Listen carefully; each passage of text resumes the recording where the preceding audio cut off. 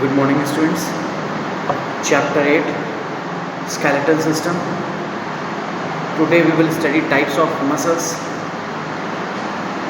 In types of muscles, first we will study voluntary muscles, then involuntary muscles and cardiac muscles. It means muscles are of three types: voluntary, involuntary and cardiac muscles.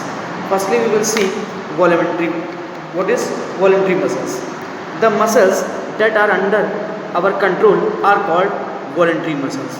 ऐसी muscles जो हमारे control में हो, जिनको हम control कर सकें, उन्हें हम वॉलंटरी मसल्स कहते हैं. मसल्स इन आवर आर्म्स, जो मसल्स हमारी आर्म्स में होती हैं, लेग्स में होती हैं, ये सब वॉलंटरी मसल्स के एग्जांपल्स होते हैं.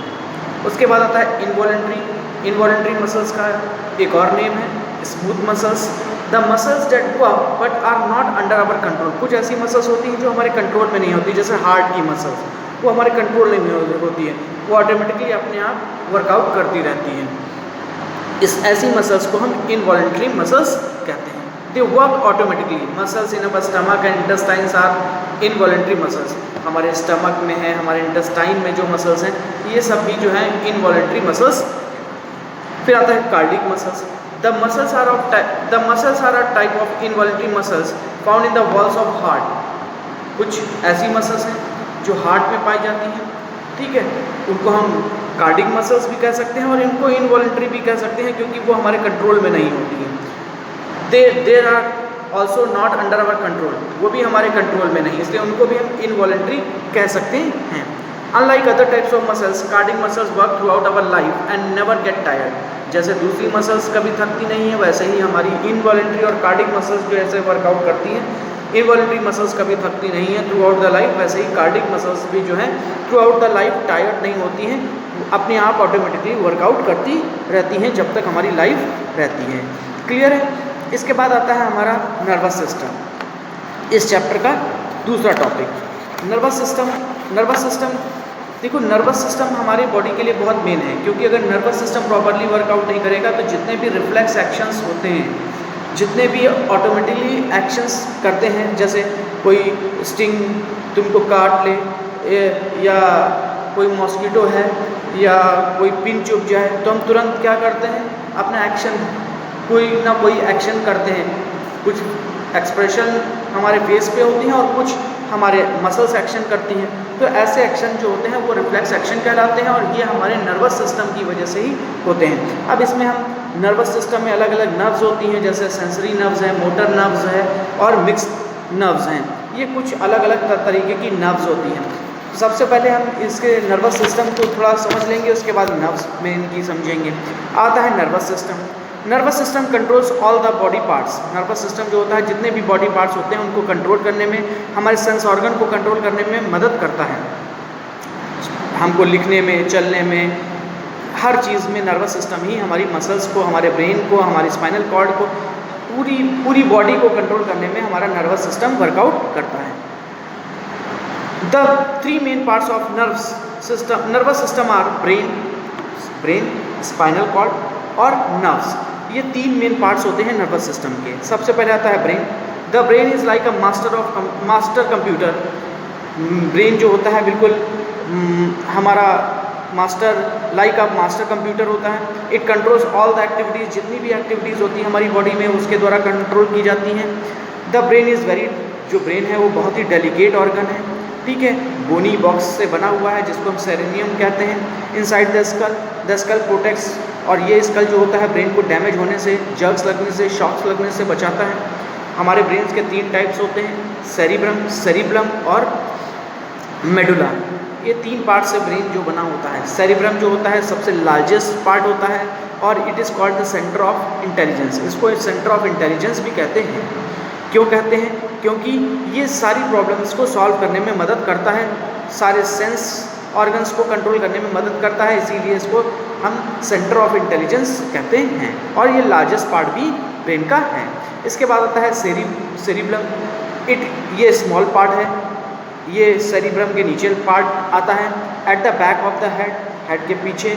It controls muscular activities. जितनी भी मस्कुलर एक्टिविटीज़ होती हैं, हमारी बॉडी को बैलेंस करने में, वॉकिंग, रनिंग, साइकिलिंग, इन सब में बैलेंसिंग करने में मदद करती है। ये पार्ट जो होता है वो सेरिब्लम कहते हैं। इसके बाद आता है मेडुला। ये सबसे लोअर पोर्शन होता है ब्रेन का। ये क्या करता है, स्पाइनल कॉर्ड को और ब्रेन को ज्वाइन करने में मदद करता है। इनवॉलेंट्री एक्शंस जैसे हार्ट बीट, ब्रीदिंग, स्नीजिंग, ये सारे को कंट्रोल करने में मदद करता है। It is active even when we sleep, और ये जब हम लोग सो रहे होते हैं तब भी ये पार्ट जो होता है वो एक्टिव रहता है। क्लियर है? तो 3 पार्ट्स मैंने बताया ब्रेन डिवाइड होता है। पहला होता है सेरिब्रम, दूसरा होता है सेरिब्लम, तीसरा होता है मेडुला। सेरिब्रम जो होता है लार्जेस्ट होता है, सेरिब्लम जो होता है वो स्मॉलेस्ट, तो स्मॉल पार्ट होता है, और मेडुला जो होता है वो lower portion of the part होता है, और ये स्पाइनल कॉर्ड और ब्रेन को जोड़ने का काम करता है। क्लियर है? अब आता है spinal cord. It is a thick bundle of nerves that connects the brain to the other parts of the body. It starts the back portion of the brain. हमारे जो ब्रेन का बैक पोर्शन होता है वहाँ से चालू होता है, and controls and continues down to the lower end of our back bones. It is protected by vertebral column, और ये वर्टिब्रल कॉलम के द्वारा प्रोटेक्ट होती है।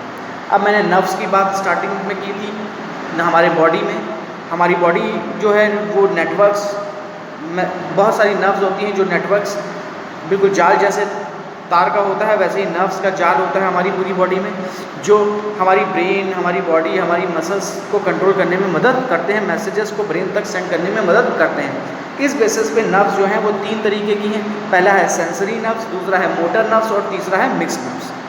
पहला आता है सेंसरी नर्व्स। ये नर्व्स वो नर्व्स होती हैं जो मैसेजेस सेंस ऑर्गन जैसे आई, टंग, ईयर्स, स्किन, ये सारे, इन सब से जो भी मैसेजेस होते हैं वो ब्रेन तक पहुंचाने का काम करती हैं। इनको हम सेंसरी नर्व्स कहते हैं। इसके बाद आती हैं motor nerves. These nerves carry messages from the brain of the spinal cord to the different parts of the body. ये मोटर नर्व्स जो होती हैं वो ब्रेन से, स्पाइनल कॉर्ड से अलग अलग पार्ट, मसल्स में है, ग्लैंड्स में है, इनमें मैसेजेस को पहुँचाने का काम करती हैं। फिर आता है मिक्स्ड नर्व्स। मिक्स्ड नर्व्स कौन सी होती हैं? These nerves carry messages to the brain as well as bring orders from the brain. ये मिक्स्ड नर्व्स जो होती हैं ये ब्रेन से ऑर्डर्स को लाती हैं और मैसेजेस देने में मदद करती हैं। फिर आता है रिफ्लेक्स एक्शन। रिफ्लेक्स एक्शन नया टॉपिक है। रिफ्लेक्स एक्शन क्या है? ऐसा एक्शन जैसे कोई चीज़ चोट लग जाए तुरंत हम उफ करते हैं और अपना हाथ पीछे की तरफ ले जाते हैं। कोई चोट लग जाती है तुरंत पैर को ऊपर कर लेते हैं। अगर कोई कील पैर में घुस जाए, कोई चीज़ पैर में लग गया तुरंत पैर को ऊपर करते हैं। तो these type of actions are called reflex actions. A reflex action is a quick and automatic response of the body to stimuli controls by the spinal cord. और ये सारी स्पाइनल कॉर्ड जो होती है कंट्रोल करती है इन रिफ्लेक्स एक्शंस को, कि कहाँ हमको चोट लगी, जल जाएंगे, तुरंत हाथ पीछे करेंगे। तो ये सब जो होते हैं ये हमारा ब्रेन जो होता है वो कंट्रोल करने में मदद करता है। और ऐसे एक्शन जो ऑटोमेटिकली हम लोग कर देते हैं किसी की चोट लगने से या कोई भी चीज़ चुभने से, तो ऐसे एक्शंस को हम रिफ्लेक्स एक्शंस कहते हैं। कॉफिंग, जैसे कोई खांसता है तो देखा होगा स्नीज कैसे करते हैं, ब्लिंकिंग ऑफ आइज ऑटोमेटिकली होता है। कोई पानी फेंक दे या कोई ऐसे कर दे तुरंत हम आँख को बंद कर लेते हैं। वाटरिंग ऑफ माउथ और looking at some tasty food, कभी कभी हमने देखा होगा कि कोई टेस्टी फूड देख लेते हैं तो मुंह में पानी आ जाता है। तो ये सब जो हैं ये सब रिफ्लेक्स एक्शन के कुछ एग्जांपल्स, कुछ ऑटोमेटिकली एक्टिविटीज़ हैं जो हम देख सकते हैं। इसके बाद आता है सेंस ऑर्गन। सेंस ऑर्गन जो है वो हम नेक्स्ट वीडियो में देखेंगे और कवर करेंगे। क्लियर है? Okay, thank you.